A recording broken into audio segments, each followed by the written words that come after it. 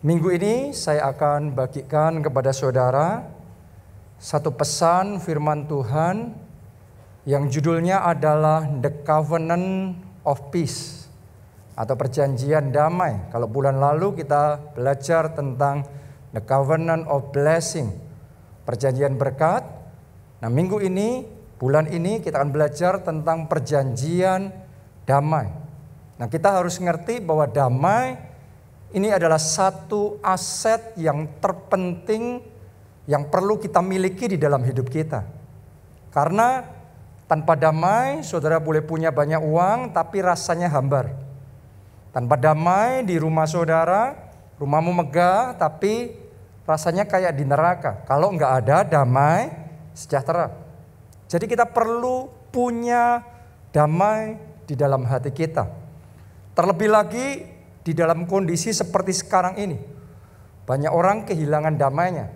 Damai itu jadi barang langka dalam hidup banyak orang. Dalam kondisi seperti ini, karena dibombardir terus dengan berita-berita yang negatif, sebagian orang kehilangan damainya. Apalagi ada sebagian orang yang mungkin sempat terpapar sama virus corona. Atau mungkin ada di antara saudara yang dalam masa setahun ini ada teman dekat atau keluarga atau orang, sahabat yang Anda kenal yang sempat jadi korban di masa pandemi ini juga. Dan itu membuat goncangan di dalam hati kita dan sebagian orang kehilangan damainya. Ada sebagian lagi saya perhatikan karena terdampak secara pekerjaan dan keuangan, di PHK atau mungkin penghasilannya merosot dengan drastis. Dan itu jadi satu tantangan tersendiri untuk tetap memiliki damai dalam kondisi seperti ini di hati kita. Ya, jadi hari ini saya mau bagikan kepada saudara firman Tuhan, janji Tuhan, bagaimana di dalam Tuhan kita bisa memiliki damai. Kita baca Yesaya 48 ayat yang ke-17 sampai ayat yang ke-18. Beginilah firman Tuhan penebusmu, yang Maha Kudus, Allah Israel. Akulah Tuhan Allahmu yang mengajar engkau tentang apa yang memberi faedah, yang menuntun engkau di jalan yang harus kau tempuh.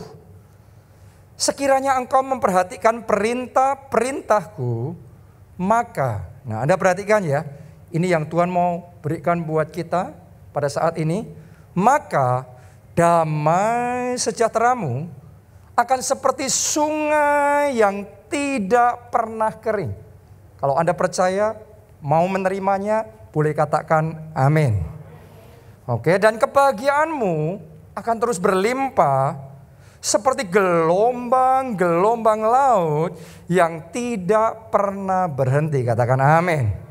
Nah, kalau Anda perhatikan janji Tuhan ini, damainya yang pertama seperti kayak aliran sungai. Yang kedua kayak gelombang laut. Kalau Anda renungkan, dua ini akan ada perbedaannya. Ya, sungai alirannya kuat atau lebih soft, lebih lembut. Lembut ya, dia lembut, dia konstan. Kalau Anda dengarkan aliran sungai itu, dia menenangkan, dia meneduhkan.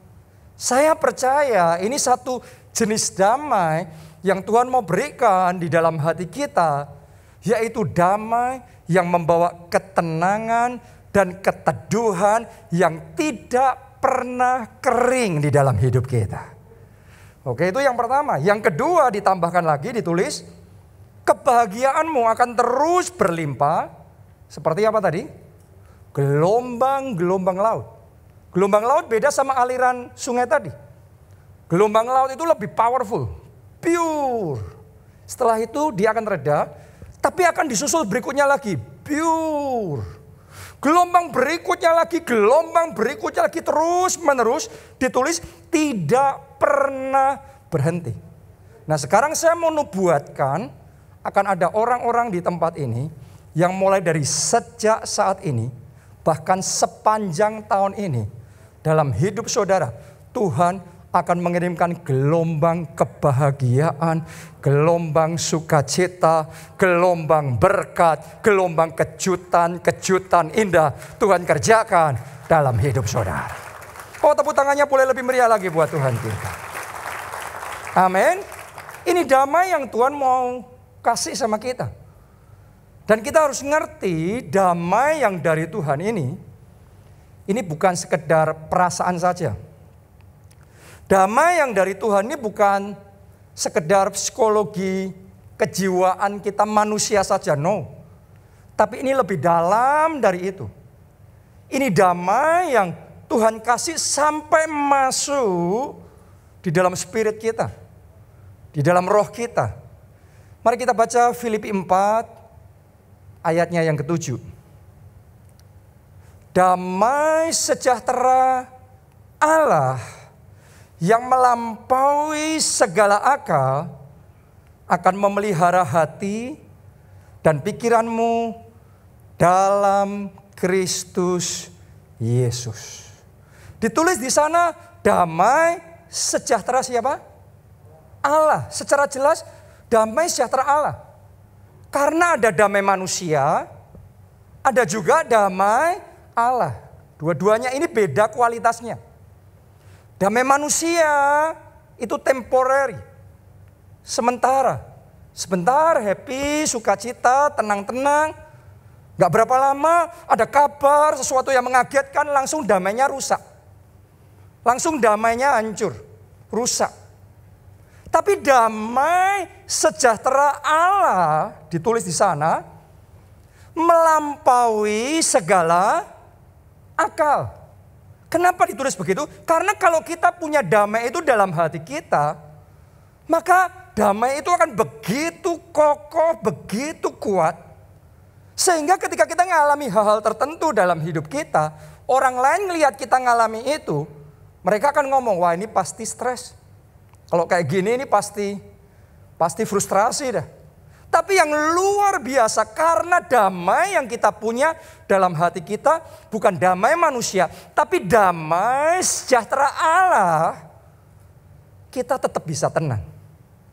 Kita tetap bisa sukacita. Ada damai yang tidak pernah kering, ada gelombang kebahagiaan yang tidak pernah berhenti, tetap ada dalam hati kita. Bahkan ditulis tadi damai sejahtera Allah yang melampaui segala akal memelihara apa? Hati dan pikiranmu dalam Kristus Yesus. Di masa seperti sekarang ini banyak orang hatinya resah, gelisah.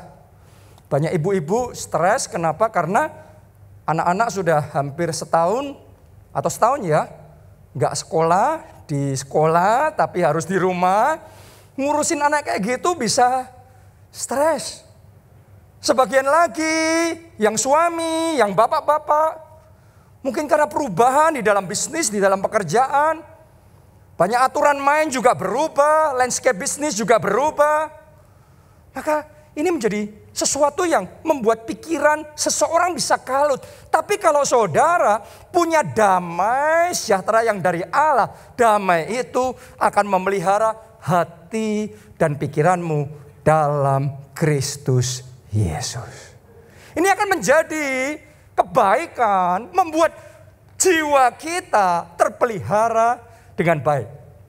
Hati dan pikiran kita terpelihara dengan baik. Pertanyaannya, siapa di antara saudara mau menerima dan menikmati damai dari Tuhan itu? Boleh lambaikan tangan saudara. Ya, semuanya siap? Saya mau bagikan 3 rahasia, 3 kunci bagaimana kita menerima dan menikmati damai ilahi itu. Nomor 1, sadari hadirat Tuhan dalam hidupmu. Sadari kehadiran Tuhan dalam hidup saudara. Saya bacakan dulu Mazmur 23 ayat yang keempat. Ini Mazmur yang dikatakan, yang dikarang oleh Daud. Daud ngomong begini, sekalipun aku berjalan dalam lembah kekelaman. Saya mau tanya sama saudara, Kalau Daud ngomong, aku berjalan dalam lembah kekelaman, artinya di sekelilingnya dia terang atau gelap? Gelap kan? Ada nggak di antara saudara yang hidupmu saat ini sedang gelap? Mungkin Anda ngelihat masa depan kayaknya semuanya gelap. Anda ngelihat keadaan keluarga dan pernikahan saudara saat ini kayaknya gelap sekali. Ya, berapa banyak orang yang merasa hidupnya saat ini seperti Daud. Dalam lembah kekelaman. Itu yang dialami Daud pada waktu itu. Bahkan kata lembah kekelaman dalam bahasa Inggrisnya adalah shadows of death. Shadows itu bayangan.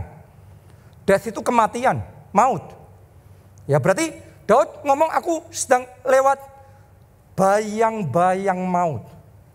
Saya tanya sama saudara, kita semua punya bayang-bayang kan? Pertanyaannya bayang-bayang itu akan pergi jauh dari kita atau dia akan selalu ikuti kita? Kita mau lari kah? Kita mau gerak kemanapun, bayang-bayang itu selalu akan mengikuti kita. Jadi kalau Daud ngomong, aku ada di dalam bayang-bayang maut, dia tuh sebenarnya ngomong, aku sama maut, ini dekat sekali. Kayak selalu dikejar sama maut. Salah sedikit saja bisa celaka ini. Salah langkah saja berantakan semuanya bisa. Bahkan dalam hal Daud itu nyawa taruhannya. Karena itu dia ngomong bayang-bayang maut. Ada nggak di antara saudara yang ngerasa seperti Daud? Kayaknya pekerjaan saudara, bisnis saudara salah sedikit, terpeleset sedikit saja bisa remuk-redam semuanya. Ada nggak yang ngerasa pernikahan saudara, keluarga saudara dalam bayang-bayang maut? Ya, itu yang dialami Daud pada waktu itu. Jadi Daud pada waktu itu benar-benar dia menghadapi real dangers. Dia menghadapi bahaya yang real, resiko yang nyata. Makanya dia ngomong, aku berjalan dalam lembah kekelaman. Tapi menariknya adalah kalimat berikutnya yang diucapkan Daud. Mari kita perhatikan. Sekalipun aku berjalan dalam lembah kekelaman, aku tidak takut bahaya, sebab engkau besertaku. Gadamu dan tongkatmu itulah yang menghibur aku. Jadi alasan Daud gak takut di dalam hatinya cuma satu.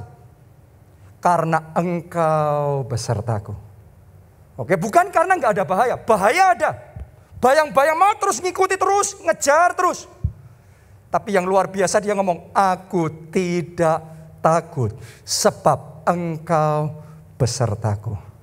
Hari ini apapun yang Anda hadapi dalam hidupmu, badai sebesar apapun, masalah seberat apapun, ucapkan perkataan iman yang sama. Sekalipun aku berjalan dalam lembah kekelaman, aku tidak takut sebab Tuhan besertaku. Katakan amin. Tepuk tangannya pula yang paling meriah buat Tuhan kita. Amin. Sadari Tuhan beserta saudara. Sadari Tuhan tidak akan tinggal diam. Sadari Tuhan akan bertindak dalam hidup saudari. Sadari kehadiran Tuhan itu. Pertanyaannya bagaimana kita bisa menyadari kehadiran Tuhan dalam hidup kita? Yang pertama dimulai dari tahu. Kita harus tahu Tuhan hadir bersama kita. Gimana kita bisa tahu Tuhan hadir bersama kita? Dari firman-Nya. Dari Alkitab. Alkitab memberitahu kita namanya adalah Immanuel. Yang artinya adalah Allah beserta kita. Jadi saudara harus ngerti ketika engkau menghadapi semuanya itu, engkau gak pernah sendiri. Allah beserta kita. Allah beserta saudara. Di dalam perjuanganmu, di dalam peperanganmu, di dalam pergumulanmu, Allah beserta kita. Tahu itu. Mengetahui Allah beserta kita. Kalau Anda benar-benar tahu Allah beserta kita, gak ada tempat untuk ketakutan tetap di hati saudara. Saat ini saya berdoa di dalam nama Tuhan Yesus, semua ketakutan saudara dilenyapkan. Digantikan damai Tuhan, diimpartasikan. di dalam hati saudara. Amin. Kita harus tahu Allah beserta kita. Masalahnya sebagian orang tahu tapi kayak nggak tahu. Tahu tapi belum sepenuhnya tahu bahwa Allah beserta kita. Kita tahu Allah beserta kita. Sekarang tahu. Tapi ketika menghadapi masalah, tantangan besar itu, fokus kita tertuju sana. Seolah-olah kayak kita lupa Allah beserta kita. Kalau dikasih tahu, kan Allah beserta kita. Iya, tapi kan masalahku besar. Tapi ini sakit penyakitnya bahaya sekali. Ini nggak ada obatnya. Tapi begini, tapi begitu. No. Ini terbalik. Bukan sekalipun Allah beserta kita, tapi masalahku lebih besar. No, Daud ngomongnya, sekalipun masalahku besar, sekalipun dalam lembah kelam, sekalipun ada bayang-bayang maut, aku tidak takut sebab Allah besertaku. Mulai hari ini engkau tidak sendiri, sadari penyertaan Tuhan nyata di dalam hidup saudara. Amin. Jadi yang pertama dimulai dari tahu, dan tahunya harus semakin dalam, tambah dalam mengetahui dan menyadari kehadiran Tuhan itu. Sampai itu menjadi sebuah keyakinan yang kokoh. Apapun boleh terjadi, tapi Allah besertaku. Dia Immanuel. Itu yang pertama. Level pertama tahu dulu. Terus setelah itu harus dilanjutkan. Level yang kedua, kita merasakan, kita mengalami pengalaman kehadiran Tuhan. Roh kita mengalami pengalaman kehadiran Tuhan dalam hidup kita. Jadi ada bedanya antara tahu Tuhan hadir dan benar-benar merasakan kehadiran Tuhan itu. Ya, ada orang yang tahu Tuhan hadir tapi nggak bisa merasakan kehadiran Tuhan dalam hidupnya. Tapi saya berdoa melalui firman Tuhan hari ini, semuanya hari ini akan dibawa mengalami secara pribadi hadirat Tuhan di dalam hidup saudara. Kalau saudara mengalami hadirat Tuhan, roh kita bersentuhan dengan Roh Kudus. Yang namanya sesuatu bersentuhan, pasti ada sensasinya, benar nggak? Kalau saya pegang kain jas saya ini, ada sensasinya nggak? Ya, ada sesuatu. Kalau saya pegang kertas saya ini, ada kerasa nggak? Ya, karena sesuatu bersentuhan, muncul sensasi.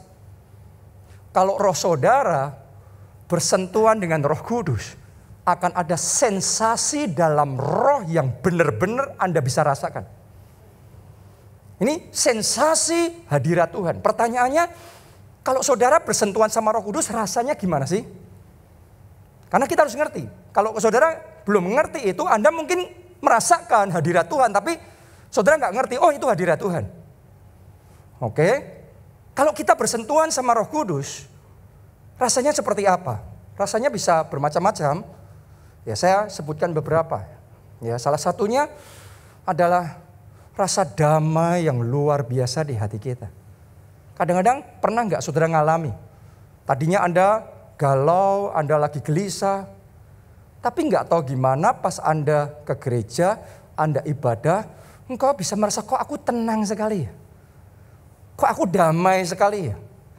Saya beritahu saudara, itu damai sejahtera yang dari Tuhan. Damai yang seperti sungai yang tidak pernah kering sedang diimpartasikan dalam hati saudara. Pernah nggak saudara juga ngalami, karena ada banyak yang bersaksi di gereja kita, ya, lagi pujian penyembahan dinaikkan, kita nggak ngerti dan itu nggak bisa ditahan. Tiba-tiba air mata menetes terus dari awal ibadah, sepanjang ibadah, bahkan sampai firman Tuhan pun terus. Dan kita nggak ngerti gimana kita mau jelasin itu sama orang lain. Bahkan mungkin saudara nggak ngerti alasan kenapa kok bisa nangis dan nangis dan nangis. Saya mau beritahu saudara, roh saudara sedang mengalami jamahan Roh Kudus. Haleluya. Jadi ini sensasi hadirat Tuhan. Waktu Anda dalam hadirat Tuhan, kadang-kadang sebagian orang akan ngerasa hangat. Enak sekali. Sebagian lagi ngerasa dingin. Kayak sejuk gitu. Ya sebagian lagi saudara akan ngerasa seperti kayak di atas kepala saudara ada satu beban. kayak ada tangan yang numpangkan di atas kepala kita. Jadi kayak ada sesuatu yang menindih di kepala kita. Tahukah saudara, sesungguhnya yang sedang terjadi, Roh Kudus sedang mengurapi saudara. Oke, itu sensasi hadirat Tuhan. Tapi dari sekian banyak sensasi hadirat Tuhan yang ada, yang bisa Anda rasakan, yang paling sering akan kita rasakan adalah kalau saudara bersentuhan dengan Roh Kudus, maka di hati saudara, dalam spirit saudara. Kalau Anda bisa rasakan tuh pertama di sekitar sini. Ya. Kayak ada sesuatu yang mengalir. Kayak ada getaran, kayak ada flow, kayak ada gelombang. Oke, tahukah saudara bahwa itu yang dikatakan oleh firman Tuhan dalam hati orang yang percaya akan mengalirkan aliran-aliran air kehidupan. Karena ada alirannya, Anda rasakan getarannya, Anda rasakan gelombangnya. Itu kerasa di sini. Dan doa saya sementara firman Tuhan ini disampaikan, Roh Kudus bantu saudara, bawa saudara Anda bisa merasakan sensasi mengalami pengalaman hadirat Tuhan itu. Nah, sebagian dari saudara Anda sudah merasakan, tapi sebagian dari Anda belum pernah merasakan. Anda nggak bisa merasakan. Anda ngomong, Pak saya nggak ngerti, saya nggak pernah merasakan yang kayak gitu. Apa penyebabnya? Sederhana. Penyebabnya karena roh kita belum diaktifkan. Belum dikobarkan. Gambaran yang sederhana mungkin bisa membantu saudara. Ibaratnya seperti arang. Kalau arang kita kipasin terus, apa yang terjadi? Apinya tambah besar. Anda dekatkan tangan, kerasa apa? Panas. Panasnya kerasa. Karena dikobarkan, dikipasin. Tapi coba arang yang sama tinggalin. Diamin aja. Apa yang terjadi dengan arang itu? Apinya akan meredup. Panasnya akan menghilang.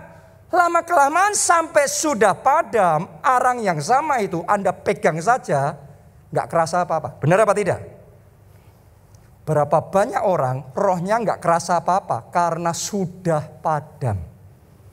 Hari ini saya berdoa Roh Kudus jamah kita kembali dengan api Roh Kudus mengobarkan dan membangkitkan kita sampai roh kita menyala-nyala dan berkobar-kobar di dalam Tuhan. Amin. Nah, sekarang pertanyaannya, bagaimana caranya mengobarkan roh? Bagaimana caranya mengaktifkan roh? Sampai kita bisa mengalami pengalaman hadirat Tuhan itu dalam hidup kita. Simple. Saya hari ini tuntun step by step. Ya, saudara connect sama Roh Kudus melalui doa, pujian, dan penyembahan. Maksudnya gimana? Sama-sama saudara memuji menyembah, misalnya di gereja, biasanya Anda melihat layar LED, ada kata-katanya, terus kita ikut nyanyi. Benar nggak? Mulai sekarang saat pujian penyembahan, coba saudara belajar ketika engkau memuji dan menyembah Tuhan, coba belajar tutup matamu. Kenapa? Karena pada awalnya khususnya itu akan membantu saudara. Waktu kita tutup mata kita disconnect sama sekeliling kita supaya kita lebih gampang fokus sama Roh Kudus. Nangkep nggak yang saya maksudkan? Ya, jadi itu membantu kita untuk cepat lebih bisa fokus sama Roh Kudus. Begitu Anda fokus sama Roh Kudus, Anda naikkan pujian dan penyembahan, sekarang Anda imani. Karena firman Tuhan ngomong dia Immanuel, Allah beserta kita. Kalau benar Allah beserta kita, berarti Allahnya dekat di sini atau jauh di sana? Dekat bersama kita. Jadi ketika saudara menyembah Tuhan, Anda nggak nyanyi lagu terhadap Allah nun jauh di sana, nggak ngerti di mana.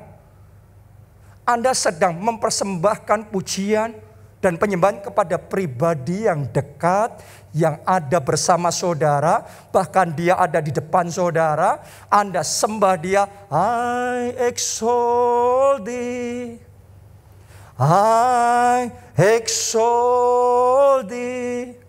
Sama-sama sudah nyanyikan lagu yang sama, sekarang berusaha nyanyikan lagu itu dari hati, connect sama pribadi yang di depan saudara, naikkan penyembahan. Aku sembah Engkau Tuhan, aku sembah Engkau, thank you Jesus. Ketika Anda biarkan diri saudara tenggelam di dalam penyembahan itu terus menyembah Tuhan, sampai di satu titik Roh Kudus akan jamah hati saudara.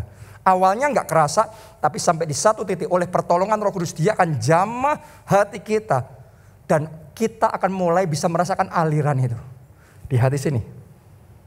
Dan kalau Anda nggak berhenti terus menyembah Tuhan, terus tenggelam di dalam hadirat Tuhan, maka aliran yang kau rasakan awalnya lemah akan tambah kuat.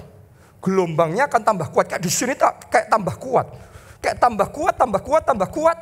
Bahkan akhirnya bukan cuma di sini saja, tapi gelombang itu, vibrasi itu kayak menyebar ke seluruh tubuh kita. Tangan kita ngerasain, kaki kita ngerasain, bahkan di atas kepala kita pun ngerasain sepenuhnya. Kita ngalamin yang namanya kepenuhan Roh Kudus dalam hidup kita. Bukan cuma Allah beserta kita, tapi kita dipenuhi oleh Roh Kudus.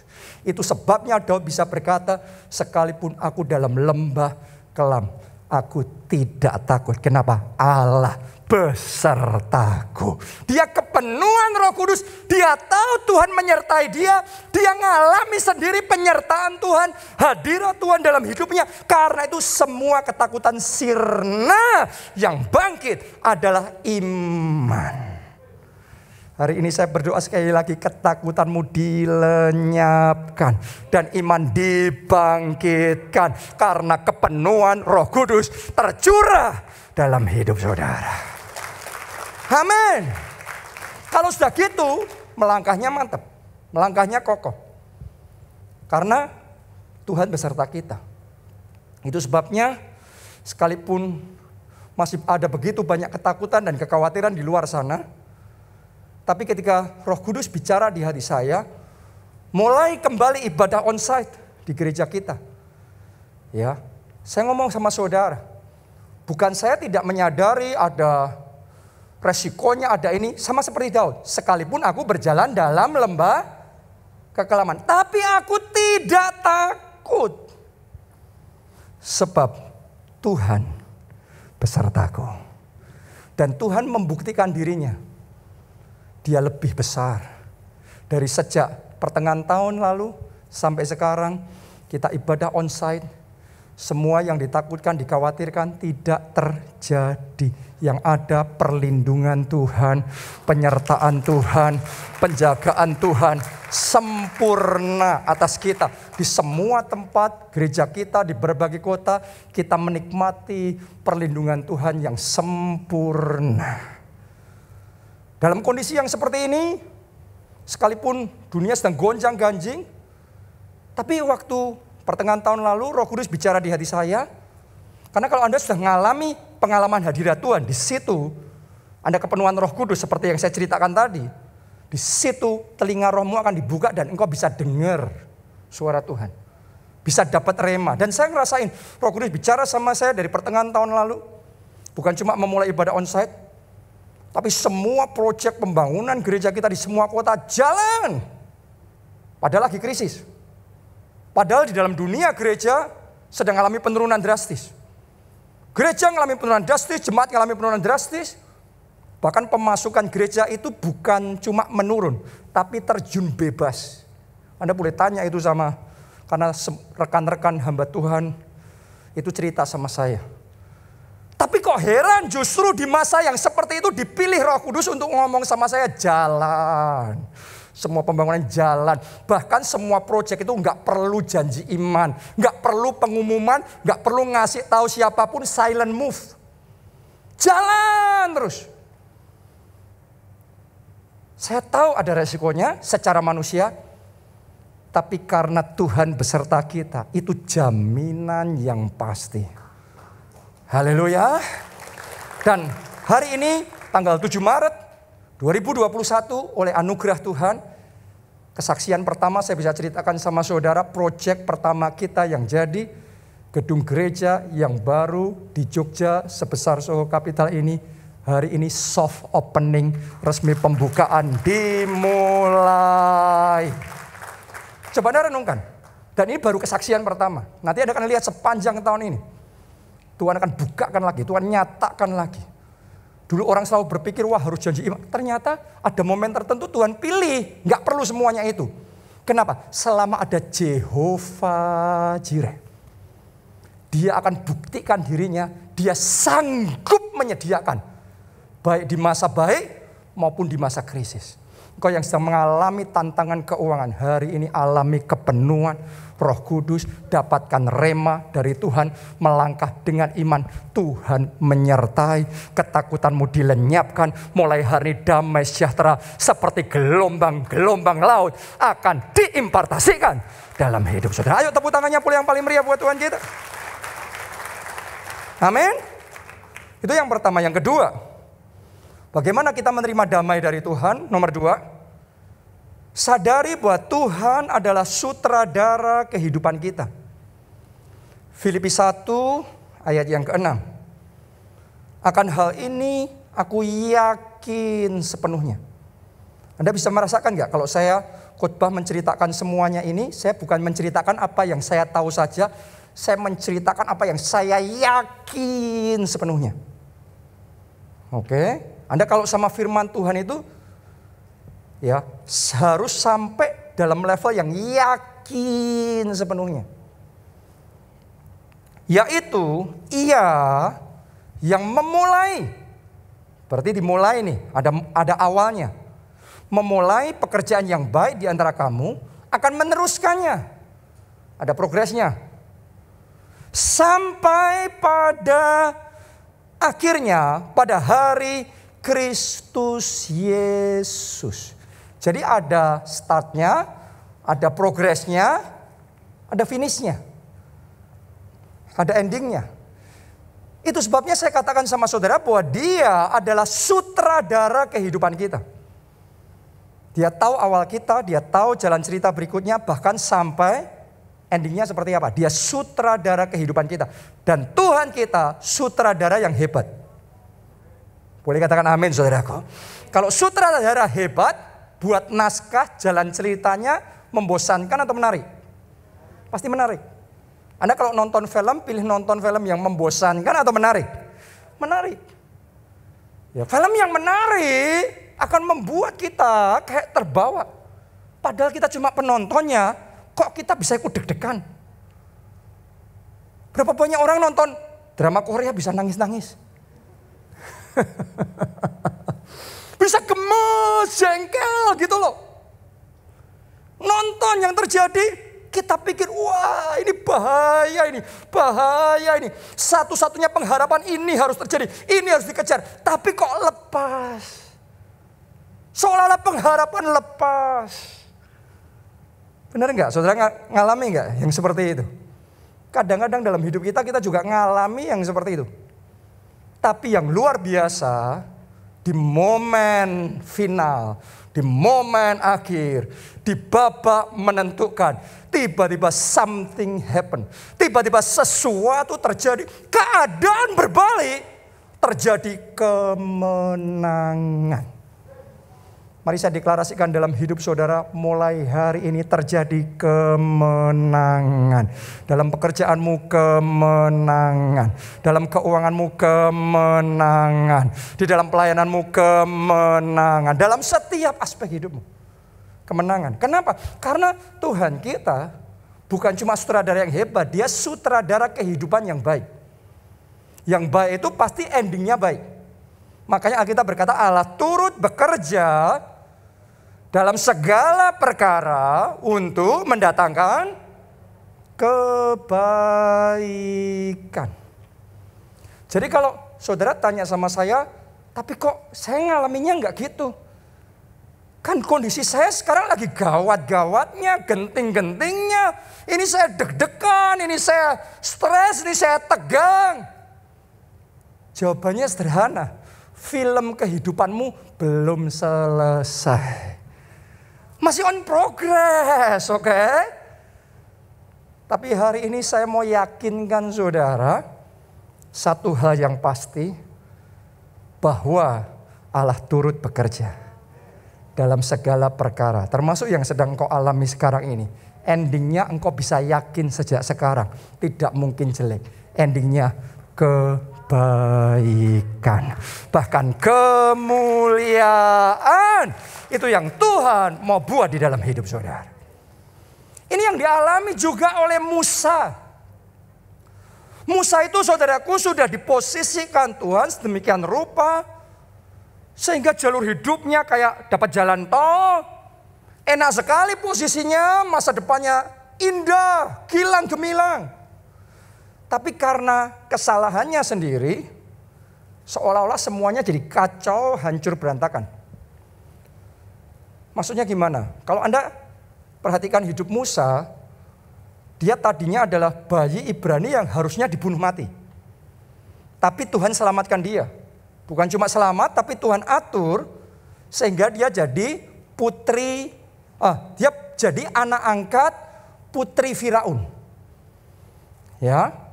Sehingga dia dibesarkan dalam istana sebagai pangeran. Kurang apa?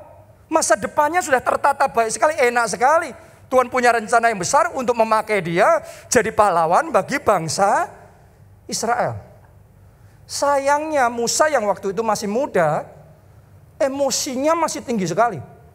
Gampang meledak-ledak, gampang terpancing, gampang marah. Suatu saat dia melihat bangsanya yaitu bangsa Israel dianiaya oleh orang Mesir. Dia nggak terima, dia marah emosi. Dia lihat kanan kiri, nggak ada yang lihat. Dia bunuh orang Mesir itu. Yang dia nggak tahu ternyata ada saksi mata.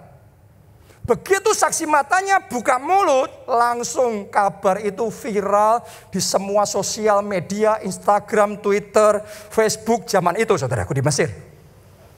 Oke, dan Firaun dengar berita itu dan itu alasan yang cukup untuk Musa harus dihukum mati. Karena itu Musa melarikan diri. Sejak saat itu pangeran hebat ini jadi pelarian yang sangat menyedihkan 40 tahun di padang gurun. Karena emosinya sendiri. Karena kesalahannya sendiri. Saya mau tanya sama saudara, kalau Anda jadi Musa karena kesalahan saudara sendiri, emosi sesaat, akhirnya semua yang sudah Tuhan rancangkan, Tuhan sudah atur semuanya. Sekarang kacau balau, hancur berantakan. Sekarang Anda jadi pelarian di padang gurun, Anda ngerasanya gimana? Campur aduk lah. Rasa bersalah. Mungkin saudara akan salahkan diri sendiri. Mungkin kalau nggak ada orang lain, Anda akan pukuli kepala saudara sendiri. Karena konyol sekali yang dilakukan Musa. Dan mungkin kalau kita jadi Musa, kita akan berpikir, ya sudah. Mungkin sudah nggak ada lagi pengharapan. Karena 40 tahun di padang gurun, jadi kemungkinan usia kan sudah tambah, sudah 80 tahun. Jadi nggak ada harapan lagi. Jadi kemungkinan Musa berpikir dia akan mati sebagai pelarian yang menyedihkan. Tapi jangan pernah lupa, dalam kondisi seperti itu, ada sutradara kehidupan yang hebat. Dia bisa berimprovisasi. Sekalipun Musa melakukan kesalahan yang menyebabkan kekacauan segala sesuatu.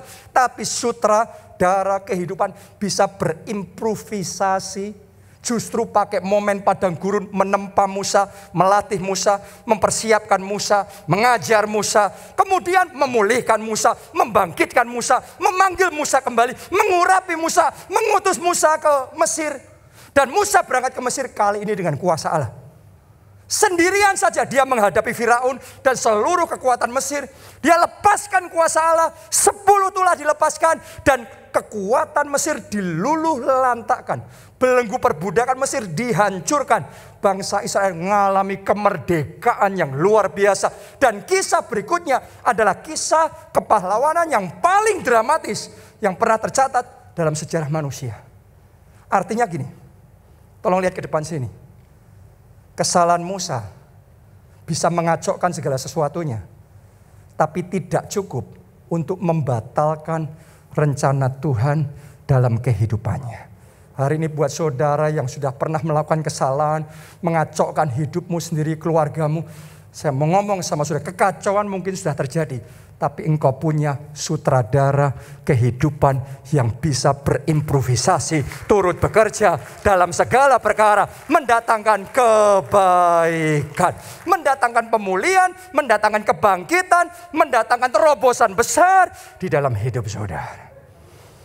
Kalau saudara tahu satu fakta itu saja, Anda akan tolak intimidasi iblis yang ngomong, tamat sudah riwayatmu, gak ada harapanmu, tapi mulai hari ini engkau bangkit dalam iman.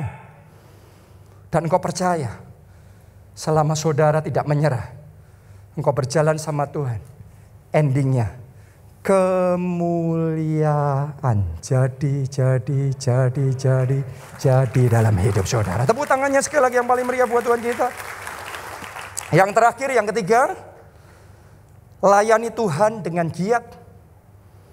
Kita baca Bilangan 25 ayat 10 sampai 12. Tuhan berfirman kepada Musa, Pinehas, anak Eliezer, anak Imam Harun, telah menyurutkan murkaku daripada orang Israel. Oleh karena ia di sini adalah Pinehas. Pinehas begitu giat membela kehormatanku di tengah-tengah mereka, sehingga tidaklah kuhabisi orang Israel dalam cemburuku. Coba Anda perhatikan di situ. Tuhan yang ngomong, Pinehas ini begitu giat membela kehormatanku. Dengan kata lain, bagi Tuhan, Pinehas ini orang yang begitu giat, begitu tuh sangat giat melayani Tuhan. Jadi Tuhan tuh merasa yang satu ini beda, yang lainnya cuma diem aja, tapi yang satu ini giat sekali, aktif sekali. Sangat giat melayani.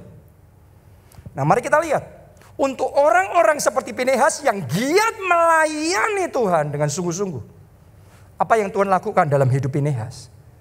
Kita baca ayat yang ke-12.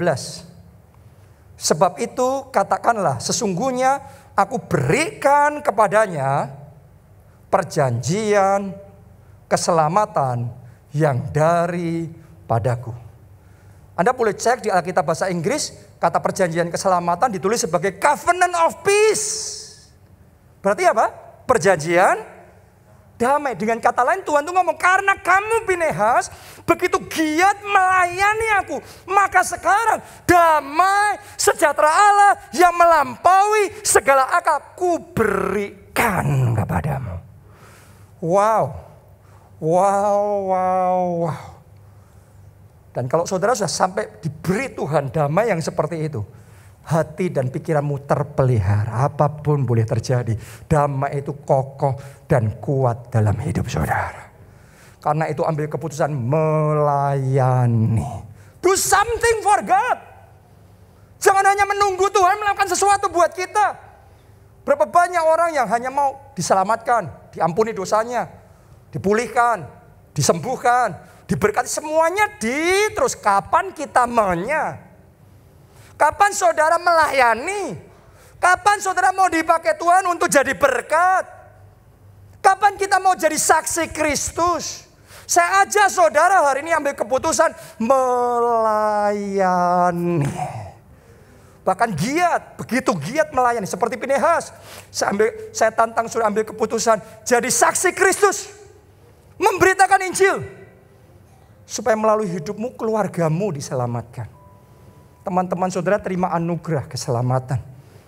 Saya tantang saudara ambil keputusan jadi ketua kelompok sel KKS. Yesus ngomong begini, apakah engkau mengasihi aku?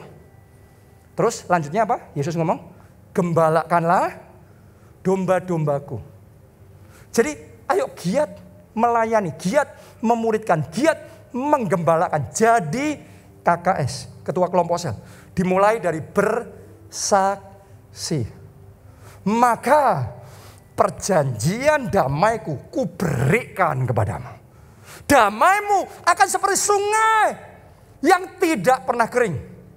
Dan kebahagiaanmu akan begitu limpahnya seperti gelombang-gelombang laut yang tiada hentinya. Saya doa itu yang Anda terima dan itu yang Anda nikmati dalam hidup saudara. Amin. Mari bangkit berdiri. Lingkupiku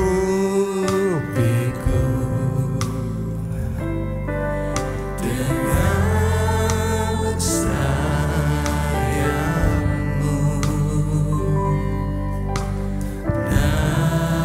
naungiku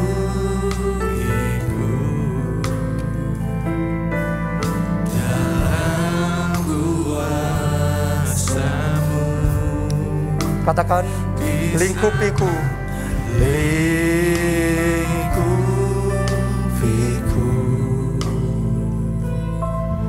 dengan Naungi Tuhan. Rasakan saudara.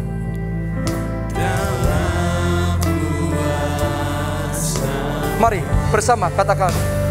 Di saat badai bergelora,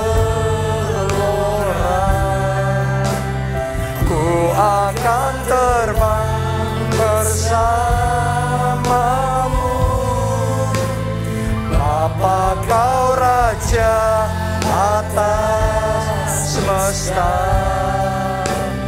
ku tenang sebab kau Allah. Semuanya angkat dua tanganmu, katakan bersama-sama. Di saat badai bergelora, ku akan terbang bersamamu. Amin. Bapa kau Raja atas semesta, ku tenang. Amin, amin, amin. Sekali lagi, mari sekali lagi. Di saat badai bergelora, ku akan terbang bersamamu. Bapa kau Raja atas semesta, ku tenang sebab kau Allahku. Kalau saudara mau menerima damai sejahtera Allah yang melampaui segala akal, yang akan memelihara hati dan pikiranmu itu, dimulainya dengan langkah pertama, terima Yesus sebagai Tuhan dan Juru Selamat. Kenapa? Karena Dia disebut Raja Damai. Dia rajanya damai. Bahkan Dia Raja di Raja, King of Kings. Jadi mari buka hati saudara, terima Yesus sebagai Tuhan dan Juru Selamat. Ada yang belum pernah terima Yesus, ini momen terbaik saudara. Ada yang sudah tapi sempat undur, mari dedikasikan hidup kita sama Tuhan. Yang mau angkat dua tangan, ikuti doa saya. Katakan, Tuhan Yesus, Raja Damai, masuklah dalam hatiku. Jadi Tuhan dan Juru Selamatku. Ampuni dosa-dosaku. Sucikan dan kuduskan aku. Selamatkan jiwaku. Mulai sekarang, hidupku milik Yesus. Dan aku hidup bagi Yesus. Aku percaya dosa-dosaku sudah diampuni. Dan aku sudah diselamatkan. Terima kasih Tuhan. Amin. Yang kedua, sekarang saya mau tantang saudara untuk melayani Tuhan. Ayo jangan terus di. Sekarang saatnya dimulai melayani. Dimulai jadi saksi Kristus seperti Pinehas. Sehingga Tuhan memberikan perjanjian damainya. Siapa yang mau dipakai Tuhan melayani? Mari angkat dua tangan saudara, ikuti doa saya, katakan, Tuhan Yesus, ini aku, utuslah aku, pakai aku, jadi saksimu, bersaksi, selamatkan jiwa-jiwa untuk melayani Tuhan. Mari semuanya berdoa masing-masing sama Tuhan. Sampaikan dedikasi saudara, komitmen saudara. Katakan, pakai aku Tuhan, pakai aku untuk bersaksi, pakai aku untuk menyelamatkan jiwa, pakai aku bulan ini bawa jiwa bagi Yesus. Aku mau bangkit berjuang, melayani, begitu giat melayani, giat bersaksi, giat melayani. Aku percaya satu orang diselamatkan, seisi keluarganya diselamatkan, teman-temannya diselamatkan. Mari semuanya berdoa buat keluargamu. Mari berdoa buat keluargamu, teman-teman saudara. Mari berdoa, Tuhan jamah hati mereka, jamah hati mereka, jamah Tuhan, jamah lembutkan hati mereka. sehingga mereka bisa terima anugerah keselamatan jamaah. Ora la pasyara takabasya. Jesus. Yang terakhir saudaraku, jangan pernah lupa Tuhanmu adalah arsitek kehidupan. Dia yang mengawali semua pekerjaan baik dalam hidupmu, dan Dia yang akan meneruskannya sampai pada akhirnya. Akhirnya adalah glory, akhirnya adalah kemuliaan. Jadi hari ini saya ajak saudara untuk percaya, sekalipun sekarang ini hidup saudara sedang mengalami kekacauan. Mungkin karena kesalahanmu sendiri, atau mungkin karena pandemi terjadi, keadaan eksternal mengacaukan semuanya, atau mungkin karena ada orang jahat yang berusaha menjegal, Anda kena tipu, akhirnya semuanya kacau berantakan. Saat saudara dalam titik terendah seperti itu, semuanya kacau, jangan pernah lupa Tuhanmu sutradara kehidupan yang hebat. Dia bisa berimprovisasi seperti yang Dia lakukan buat Musa, Dia bisa lakukan dalam hidupmu. Ketika Dia turut bekerja, maka kekacauanmu akan dibalik jadi kemuliaan. Maukah saudara bersatu dalam doa bersama saya? Doa profetik bersama-sama. Mari kita nubuatkan kekacauan kita dirubah Tuhan jadi kemuliaan. Amin. Semua masalah kita dirubah jadi mahkota. Anda yang mau, mari bangkit di dalam iman. Ikuti, angkat dua tangan saudara, ikuti doa saya, katakan di dalam nama Yesus. Lebih kuat, katakan di dalam nama Yesus.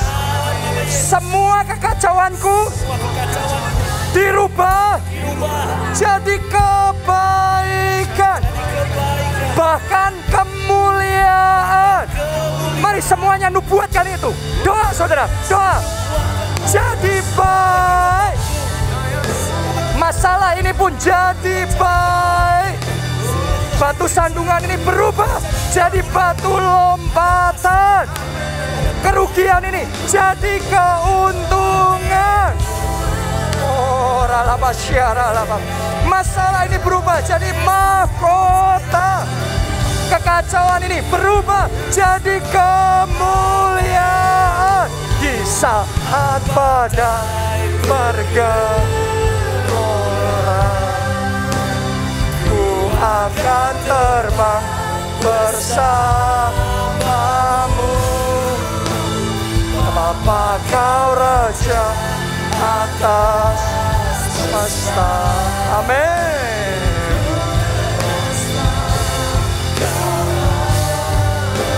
Bersama-sama di saat badai bergelora, ku akan terbang bersamamu. Bapa Kau Raja atas semesta. Ku tenang semua. One last time, yang terakhir, mari lambaikan tangan, katakan di saat badai bergelora,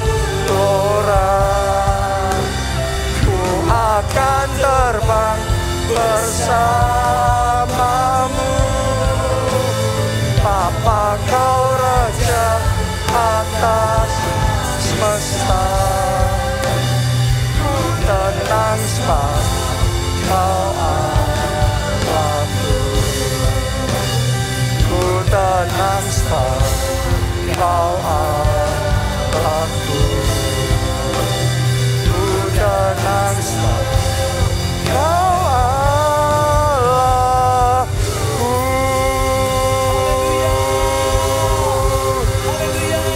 Haleluya. Mari angkat dua tanganmu dan aminkan berkat Tuhan ini. Diberkatilah saudara oleh Tuhan. Amin. Diberkatilah keluarga saudara oleh Tuhan. Amin. Diberkatilah studi dan pekerjaan saudara oleh Tuhan. Amin. Diberkatilah kesehatan dan masa depan saudara oleh Tuhan. Amin. Dan diberkatilah pertumbuhan rohani serta pelayananmu oleh Tuhan. Amin. Dalam anugerah Allah Bapa, cinta kasih Yesus Kristus, dan persekutuan dengan Roh Kudus sekarang sampai selama lamanya. Mari bersama-sama katakan amin.